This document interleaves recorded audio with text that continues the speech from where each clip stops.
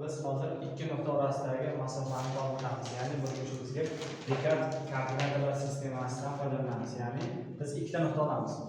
Descartes koordinat sistemasi ikkita, ya'ni x1 y1 x1 y1 va bir nuqtaning koordinatasi qanaqadir x2 y2 degan nuqta.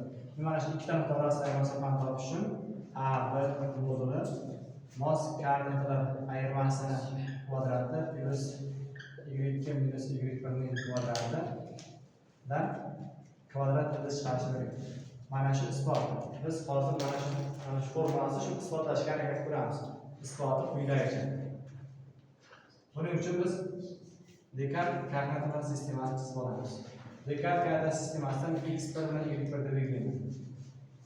Mana bu x o'qi, mana bu y o'qi. Mana bu nuqtamiz a nuqta edi.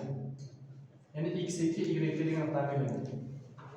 Mana bu x2, mana bu y2. Mana bu nuqtani belgilagan bo'lsam, mana shuni holat yuzladi. Mana shu nuqta x2 y ya'ni b degan nuqta.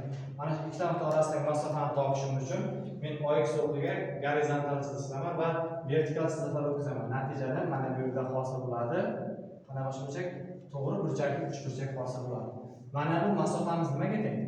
x2 minus x1 ning moduliga teng. Masofa modul bilan yoziladi. Mana bu nimaga teng? Mana bu bilan vertikal teng bo'lgani uchun y2 minus y. Mana bu yerdan bu yergacha bo'lgan masofa y2, bu yerdan bu yergacha bo'lgan masofa y1. Demak, mana shu masofani topish uchun to'liq masofadan mana shu masofani ayirib tashlashim kerak. Ya'ni y2 minus y1 da ayirib tashlashim kerak.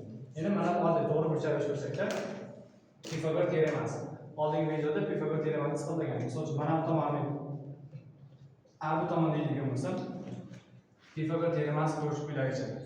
A1 ning kvadrati teng katetlar kvadratlarining yig'indisi. x2 minus x1 ning kvadrati plus y2 minus y1 ning kvadrati.